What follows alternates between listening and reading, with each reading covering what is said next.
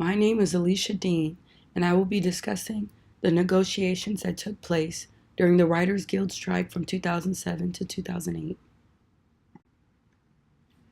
Negotiations between the Writers Guild of America and the Alliance of Motion Picture and Television Producers began in 2007. As the previous contract was coming to an end, both organizations set a preliminary negotiations to discuss terms for a new 3-year contract. Although WGA was very vocal about wanting residual payments for programs streamed online, AMPTP instead put forward agreements that partially revoked rights to residuals previously won by the WGA.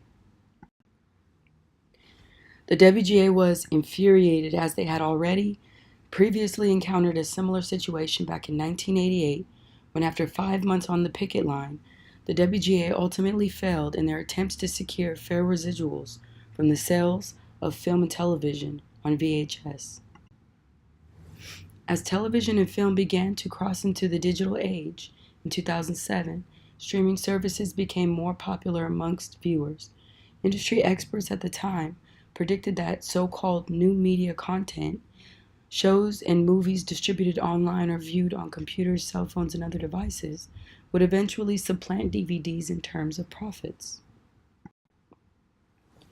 The unwavering stance and unwillingness to compromise by the AMPTP was enough to stall negotiations, and the WGA went on strike in late 2007 for 100 days, causing many shows to stop airing, which cost California an estimated $2 billion.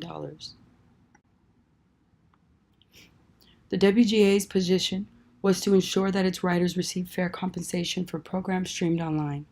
According to an open letter to the entertainment industry from the AMPTP, WGA was also asking to obtain blanket jurisdiction over reality programs and animation writers through its top-down organizing tactics, and the right to go on strike at any time in support of another labor's organization strike.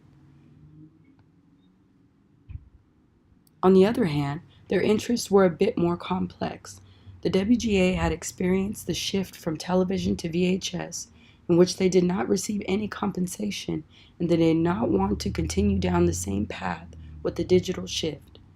WGA's interests relied heavily on the past, as they felt they were being left out of a very important shift in television history, and their interest was to get fair compensation from streaming works. Additionally, I believe the WGA was trying to seize the opportunity by pushing their own agenda of obtaining blanket jurisdiction and the right to strike at any time in order to better control conflict with the AMPTP in the future. The AMPTP's position was to hold off on paying compensation for programs streamed online. As far as interest, the AMPTP cited that a comprehensive, cohesive multi-year study on new media issues involving all 3 guilds should be conducted to get a better gauge on which of the emerging platforms could be financially sustained, as overlaps between these agreements with each guild will inevitably impact negotiations with the others. I believe communication styles played a role in these negotiations. AMPTP had a communication style similar to a commander. AMPTP was very agenda-driven, and when the WGA presented demands that they felt didn't fit the bill, they countered by not only not compromising, they also proposed taking away residuals already won by the WGA, which eventually stalled negotiations. AMPTP was not afraid to take such a risk, but in doing so, they showed their lack of patience, flexibility, and consideration for other people's agenda.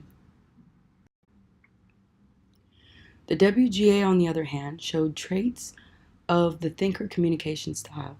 I believe their approach was very strategic, as they were careful to propose demands that would benefit their members while also pushing an agenda of their own. I think the WGA fell short in communications by also not empathizing with the commander's interests, as well as not having patience for conversations off the agenda, which ultimately led to the 100-day strike.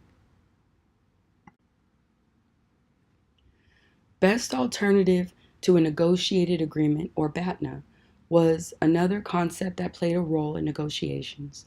The WGA made it clear that if negotiations could not be made, they would go on strike. I believe going on strike was the WGA's BATNA, which forced the industry to lose money and helped them to get a better offer that they ultimately agreed on.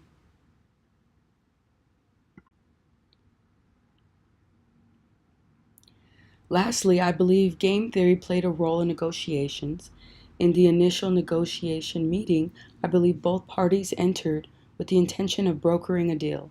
However, actions began to reflect negatively as each party analyzed the actions of the other. First, the AMPTP reacted to the WGA's demands, which they believed were not necessary, by not offering them anything they were asking for.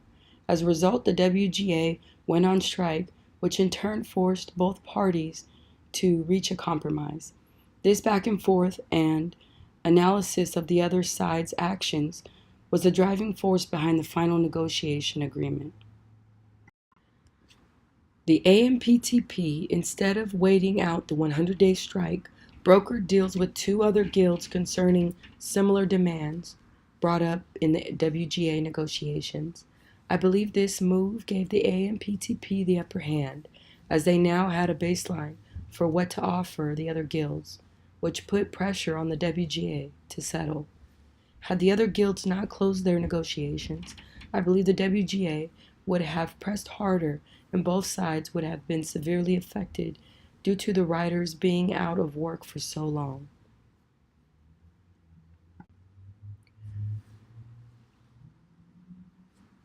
What went wrong had everything to do with communications and compromise.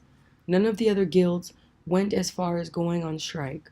Both of the additional guilds went head on into negotiations, and even when only little progress was being made, they pushed through and found common ground. The WGA, on the other hand, aided by the AMPTP's actions, failed to try and find common ground. Both parties were set on what they wanted and didn't consider the other side's interests, which led to more tense and hostile negotiation environment.